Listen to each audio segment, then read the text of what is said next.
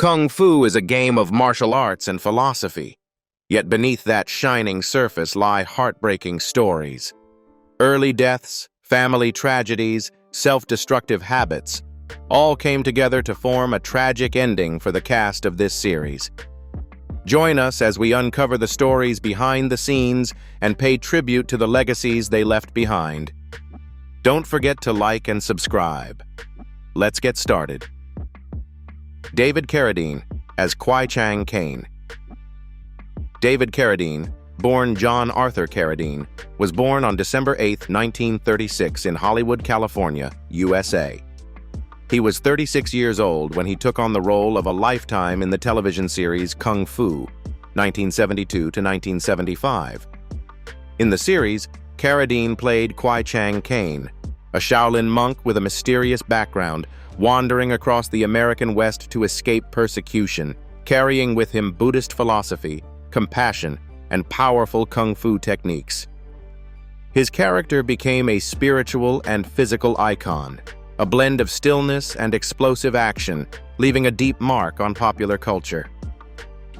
David Carradine passed away on June 3, 2009, in Bangkok, Thailand, at the age of 72. His body was discovered in a hotel room, and the cause of death was determined to be asphyxiation due to dangerous autoerotic behavior. The sudden and bizarre nature of his death sparked a wave of speculation and conspiracy theories, further adding to the mystique of his legacy. His estimated net worth at the time of death was around $3 million, earned mostly from his film career, voiceover work, stage performances, and personal music recordings. Carradine's private life was a spiral of intertwining passions for art and inescapable instability. He was married 5 times, and each marriage ended in heartbreak.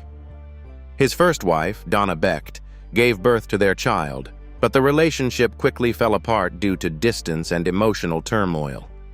His later marriages, to Linda Gilbert, Gail Jensen, and Marina Anderson, were all impacted by his struggles with alcohol, substance abuse, and volatile temperament. He was once arrested for vandalism while walking naked through a neighborhood after using peyote. On another occasion, he smashed a window at a stadium in Toronto, claiming he was trying to escape a crowd.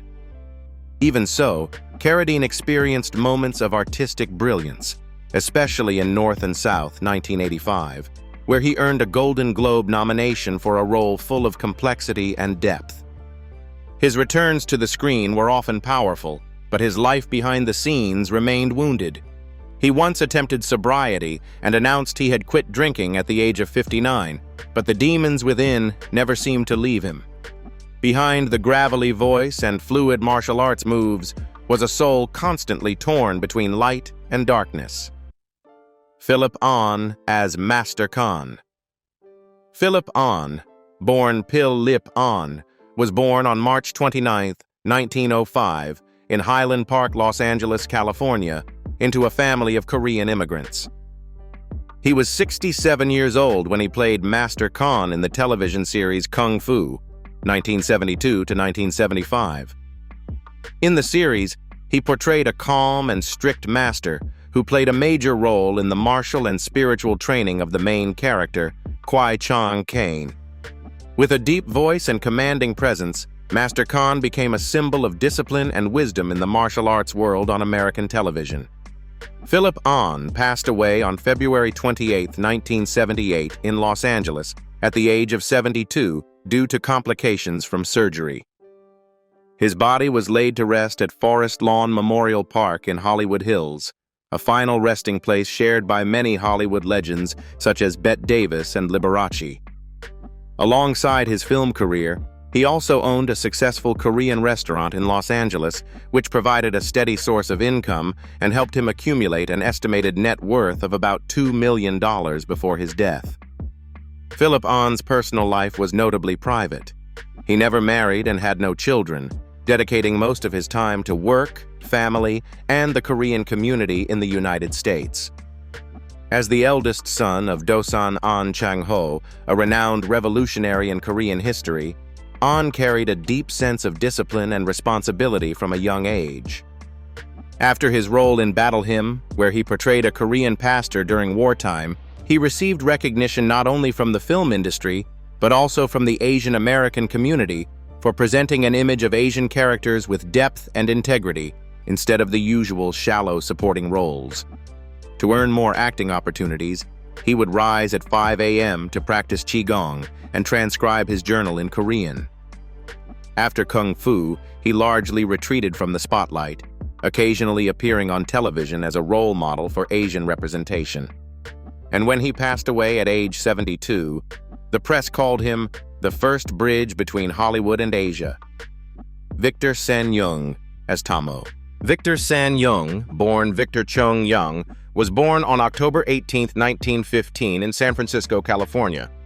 When he appeared in Kung Fu, he was 57 years old and portrayed Tamo, a loyal, humorous companion who always stood by Kwai Chang Caine through difficult journeys. Tamo was not just a fellow traveler, but also a gentle source of laughter, providing emotional balance amid the harsh trials of the Wild West. Victor Sen Yung passed away in 1980 at the age of 65. His death came as a major shock to the Asian American acting community and fans when his body was discovered in his North Hollywood home. The cause was determined to be carbon monoxide poisoning due to a natural gas leak. His sudden passing left a deep void, especially since he still had many unfinished projects. He was buried at Green Lawn Memorial Park in Colma, California. His net worth at the time was estimated to be around $800,000, reflecting a resilient and diverse career with dozens of roles on screen. Victor Sen Yung's life was not without challenges. As a Chinese-American born in the U.S., he had to struggle against stereotypes and was often typecast in supporting or servant roles, despite his outstanding talent. He was married to Mary Young and had 2 children, but family tragedy struck when they lost a son to illness, casting a shadow of grief over their home. Earlier, in 1972, Victor had been the victim of an airplane hijacking and was shot in the back during a tense shootout, an incident that nearly claimed his life, but he managed to survive with resilience. All these experiences painted a powerful portrait of a tenacious artist who endured significant personal loss while paving the way as both an actor and a cultural icon for the Asian American community. Keye Luke as Master Po. Keye Luke was born on June 18, 1904, in Guangzhou, China, and was raised in Seattle, Washington. When he took on the role of Master Po in the television series Kung Fu, 1972 to 1975, he was 68 years old. In the show, he played a wise, blind monk who guided the main character, Kwai Chang Caine, in both martial arts and Shaolin philosophy. His calm voice and vacant yet insightful gaze made Master Po a deeply spiritual figure in the hearts of audiences across generations. Keye Luke passed away on January 12, 1991, in Whittier, California, at the age of 86. The cause was a stroke. He died just a few weeks after completing his final role in Woody Allen's film Alice, 1990, a gentle ending to a cinematic journey that had lasted more than 50 years. His net worth at the end of his life was estimated to be around $1.5 million, the result of a lifetime devoted to both acting and painting. Despite having hundreds of roles throughout his career, Keye Luke's personal life remained unusually private and simple. He married Ethel Davis in 1942, and they lived together for nearly 4 decades until her passing in 1979. They had 1 son, though Luke rarely spoke publicly about his private life. Alongside a happy marriage, his career was also remarkable. Luke was the first Asian American actor to sign long-term contracts with major studios such as MGM, Universal, and RKO. He voiced a villain in Enter the Dragon, 1973, appeared in the Gremlins series, and left a notable mark in The Chairman, 1969, and the musical Flower Drum Song, 1958. Every role he embodied reflected a lifetime of patience and wisdom. John Carradine as Reverend Serenity Johnson. John Carradine, birth name Richmond Reed Carradine, was born on February 5, 1906, in New York City, United States. When he joined the series Kung Fu in the early 1970s, he was over 65 years old, appearing with a long beard and tall, lanky frame like a hermit stepping out of the Bible. In the series, he played Reverend Serenity Johnson, a wandering philosophical minister who was not only a thoughtful companion, but also a spiritual guide for the main character Kane on his challenging journey. John Carradine passed away on November 27, 1988, in Milan, Italy, while on a work-related trip. He died at the age of 82 due to complications from heart and lung disease after years of declining health. His body was brought back to California and laid to rest at the Old Hill Cemetery in Beverly Hills. With a massive film career spanning over 50 years and more than 300 films, his net worth at the time of death was estimated at only $2 million, reflecting his devotion to the arts over material gain. In his personal life, Carradine went through 5 marriages, 3 of which ended in controversy, and he had 4 sons, including David, Keith, and Robert Carradine, all of whom followed in his acting footsteps. His first wife was Ardinell McCool, mother of David Carradine, but their relationship soon became strained due to disagreements about parenting and his wandering lifestyle. He himself struggled with alcoholism for many years, which contributed to the breakdown of family relationships, leading his eldest son David to once declare he wouldn't even look at his father for a long time. However, in his later years, he managed to somewhat reconcile with his children. Though frequently busy with acting, John still appeared in notable works like The Grapes of Wrath, 1940, where he left a deep impression as Preacher Casey, and later in iconic horror roles in films such as House of Dracula, 1945, and The Howling, 1981. Now, as the memoir nears completion, Radames Pera is finally able to tell his own story. Benson Fong as Han Fei. Benson Fong was born on October 10, 1916 in Sacramento, California. He became well known for his role as Han Fei in the series Kung Fu. When he joined Kung Fu from 1972 to 1975, he was 56 years old and played Han Fei, a profound character who helped bring authenticity and cultural respect for Asia into the legendary Western series. Benson Fong died at the age of 70 on August 1, 1987, in Los Angeles due to a stroke. He is remembered not only as a talented actor, but also as a successful businessman with the famous Ah Fong restaurant chain in California, which earned him an estimated net worth of about $700,000. His passing left a significant void in the Asian American artistic community in Hollywood, and among fans who cherished the legacy he left behind. Benson Fong's personal life was not without intense challenges. He was once married to actress Ivan Fong, but the marriage ended in divorce, leaving behind a great deal of tension and emotional wounds within the family. Additionally, the loss of his younger brother to a sudden illness caused him profound emotional grief, deeply affecting both his career and private life. Throughout his acting journey, Fong also had to battle prejudice and racial discrimination in Hollywood, often being confined to stereotypical roles. Even so, he persevered and left an indelible mark through works like The Keys of the Kingdom, 1944, and Flower Drum Song, 1961, as well as the weighty role of Han Fei in Kung Fu. His life stands as a testament to resilience and passion, a cultural representative of the Asian community filled with untold stories. Leslie Nielsen as Vincent Corbino. Leslie William Nielsen was born on February 11, 1926, in Regina, Saskatchewan, Canada. He stood out with the role of Vincent Corbino in 1975 when he was 49 years old. In the series Kung Fu, he brought to the screen a classically styled character, contributing to a balance between action elements and deep philosophy within the show. He passed away at the age of 84 on November 28, 2010, due to pneumonia in Fort Lauderdale, Florida. Leslie Nielsen left behind a net worth estimated at around $20 million USD, the result of a brilliant career spanning over 60 years with more than 100 films and 150 television shows. His funeral was held solemnly in Fort Lauderdale, with the theme music from The Naked Gun playing, marking a distinctive and unforgettable artistic life, full of humor.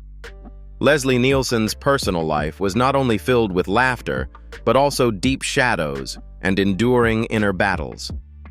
He went through 4 marriages, and the breakdowns left scars that were hard to heal in his soul. His first divorce, in particular, came as a devastating shock, plunging him into a period of loneliness and disappointment. The pain didn't end there. When his beloved older brother, a powerful politician, died suddenly, Leslie fell into a state of confusion, a loss that could never be replaced. Although he often appeared on screen with a stoic face and sharp humor, Nielsen deeply understood the fragility of life. He had to battle chronic knee arthritis, which sometimes made his steps on set heavy and painful. In addition, he was born with hearing loss and had to wear a hearing aid for his entire life. In his final years, despite illness, he worked tirelessly, refusing to stop in the face of any limitation. Leslie Nielsen ended his life journey as a legendary comedian, leaving a lasting mark in the hearts of audiences around the world. Richard Liu as Master Sun. Richard Liu was born on October 1, 1903 in Maui, Hawaii. He became famous for the role of Master Sun in the series Kung Fu, 1972 to 1975, when he was 69 years old. In Kung Fu, he portrayed Master Sun, a wise and profound character who enriched the story of Kwai Chang Cain's spiritual and physical journey. He passed away at the age of 80 on November 20, 1983, in Los Angeles, due to a cerebral hemorrhage. Richard Liu had a career spanning more than 5 decades with over 120 films, and he accumulated an estimated net worth of around $1 million USD. He was buried in California, and his passing was a great loss to the Asian American artist community in Hollywood, where he was remembered as a symbol of perseverance and professionalism in acting.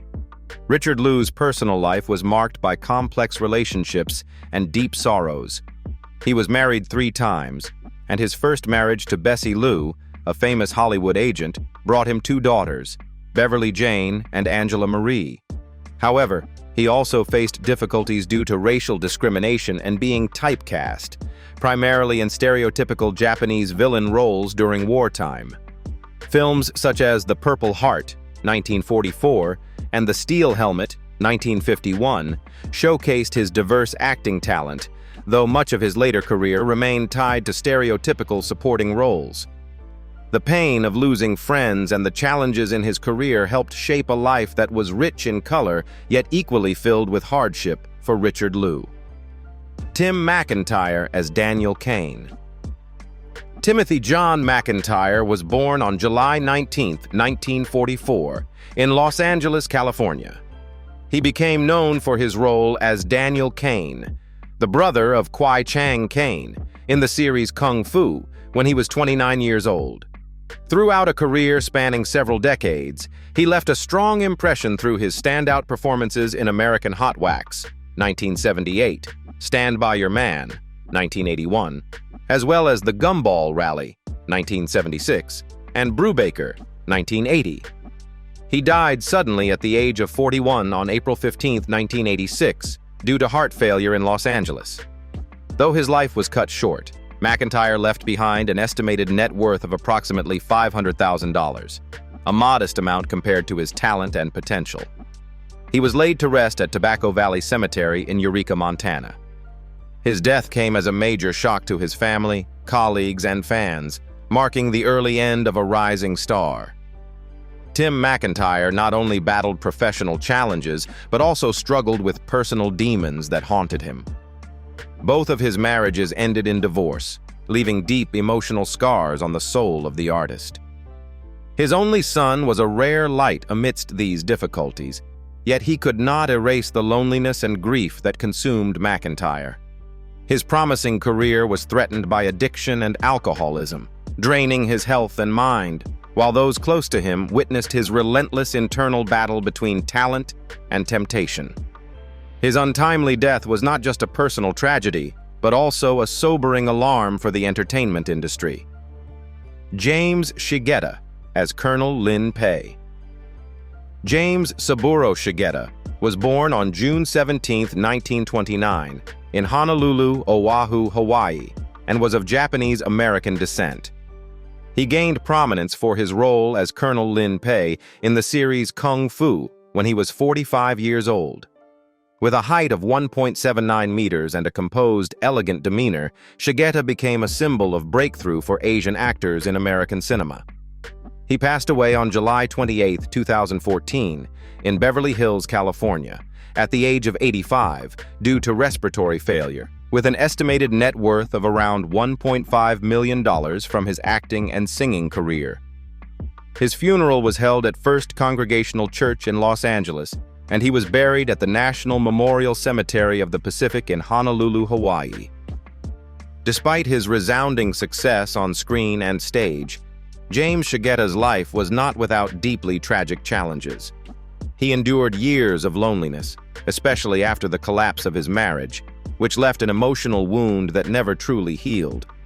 With no children of his own, he also faced immense sorrow when his closest friend, Brad Altman, died of cancer, shaking his spirit with grief. Under the harsh prejudice of Hollywood against Asian actors, Shigeta had to fight repeatedly to prove his place in an industry where his heroes were rare and roles were often confined to rigid stereotypes. Each of his screen appearances was a courageous battle, not only to showcase his talent, but also to shatter racial barriers. His life was a difficult journey filled with bitter turns, yet he never backed down, ultimately leaving behind an unforgettable artistic legacy. John Fujioka as Cook. John Mamoru Fujioka was born on June 29, 1925, in Ola'a, Hawaii, and was of Japanese-American descent. He was best known for his role as the cook in Kung Fu, appearing at age 48. Standing at 1.68 meters, Fujioka brought a distinctive cultural depth and authenticity to the series, leaving a lasting impression on audiences for decades. He passed away peacefully at the age of 93 on December 13, 2018, in Los Angeles, California. His cause of death was listed as natural causes. At the time of his passing, his estimated net worth was around $600,000. Modest, yet a worthy reflection of a lifetime dedicated to the arts.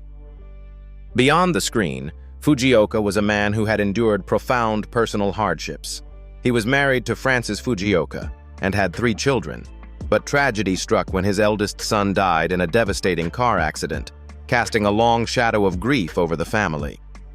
In addition to this loss, Fujioka navigated a career path marked by racial discrimination, a frequent obstacle for Asian American actors during his era. Rather than succumb to bitterness, he chose resilience, embracing his heritage and personal passions. He found solace in ikebana flower arranging, yoga, tai chi, and tending to his beloved rose garden, often in the company of his 2 loyal Doberman pinschers. Fujioka's life was a testament to perseverance and inner strength, a quiet flame that continued to burn in the face of adversity, illuminating a legacy of dignity and cultural pride. Barry Sullivan as Dylan. Patrick Barry Sullivan was born on August 29, 1912, in New York City. In 1972, at the age of 60, he appeared in Kung Fu as Dylan, a character whose presence added gravity and dramatic tension to the storyline.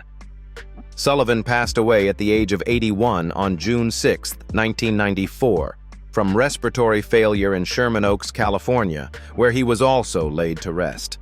At the time of his death, he had an estimated net worth of $2 million, reflecting a long and steady career in film and television. Behind the scenes, Sullivan's personal life mirrored the emotional intensity of his performances. He endured 3 marriages, including a turbulent divorce from actress Patricia Hardy, which left emotional scars that never fully healed. Further tragedy came with the death of his beloved sister from cancer, a blow that shook him to his core. The weight of personal loss, combined with the pressures of fame, led Sullivan into a quiet struggle with alcohol and isolation. Still, his commanding presence on screen never wavered. He is remembered for iconic roles such as Tom Buchanan in The Great Gatsby, 1949, and the demanding director in The Bad and the Beautiful, 1952. These performances captured his rugged masculinity and intense charisma, even as he battled shadows behind closed doors. Barry Sullivan's life was a portrait of stoic endurance, a man who gave his all to his craft while carrying burdens few ever saw.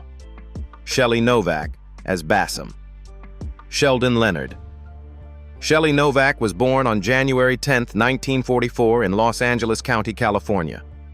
When he joined the cast of Kung Fu in 1973, he was 29 years old and played the role of Bassam, a character full of vitality and inner depth, contributing to the tense and profound moments of the hit television series.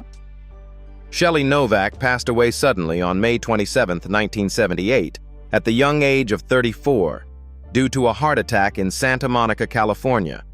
He was laid to rest at Hillside Memorial Park Cemetery in Culver City. Although his acting career was relatively short, his estimated net worth of about $300,000 reflected notable success in the fields he pursued, from sports to film. Shelley Novack's life was a story both bright and tragic. As a promising college football athlete, he was selected by the San Diego Chargers, but before he could fully realize his sports dream, he had to transition into acting. During his brief time in the entertainment industry, Novack struggled with silent battles against depression and anxiety, which strained and ultimately ended his romantic relationship. Fame came too quickly, but the burden of pressure and unhealthy habits like drug use contributed to his untimely death. His roles, such as Bassam in Kung Fu and rolling in the film Airport, 1970, are still remembered as marks of a young talent cruelly taken too soon by life, leaving behind deep regret among colleagues and fans. Radames Pera as young Kwai Chang Caine. Radames Pera was born on September 14, 1960, in New York City, United States. When he appeared in the ABC television series Kung Fu from 1972 to 1975, he was only 12 years old. In the show, Pera played young Caine, nicknamed Grasshopper, a half-American, half-Chinese child raised in a Shaolin monastery and trained to become a Kung Fu monk. His flashback sequences formed the spiritual foundation of the series, as the adult Caine, portrayed by David Carradine, would often recall the teachings of his master. Pera's performance became iconic, creating one of the most profound teenage characters on television in the 1970s. As of 2025, Radames Pera is 65 years old. After completely retiring from acting in the late 1980s, he transitioned into the audio equipment business, founding a company called All Systems Go that designed home theaters for Hollywood stars like Johnny Depp, Sharon Stone, Winona Ryder, and Robert Downey Jr. In 2012, he founded another company called Remotalize in San Diego, focusing on home technology solutions. After retiring, he moved to France in 2017 to write his memoir and is currently looking for a publisher for the book. With many years in high-end technical work and a celebrity clientele, his estimated net worth is around $500,000. In his personal life, Radames went through a failed marriage with actress Marcia Mann in 1984. He later remarried Anne-Sophie Hinault Pera in 2015, and the couple now lives in France, far from the spotlight. There is no public information about children, and his private life remains discreet. After his Hollywood years, Pera studied advanced acting and directing with Stella Adler, and appeared in a few notable works such as A Dream of Kings, 1969, and Red Dawn, 1984, before leaving the acting world. His decision to step away from Hollywood did not come from scandal or shock, but was simply a conscious choice made by someone who had experienced both the light and the shadows of show business since childhood. The lives of these Kung Fu stars painfully demonstrate that fame is sometimes just a fragile shell hiding silent tragedies. What do you think lies behind these mysterious deaths? Share your thoughts and don't forget to follow to uncover more untold stories.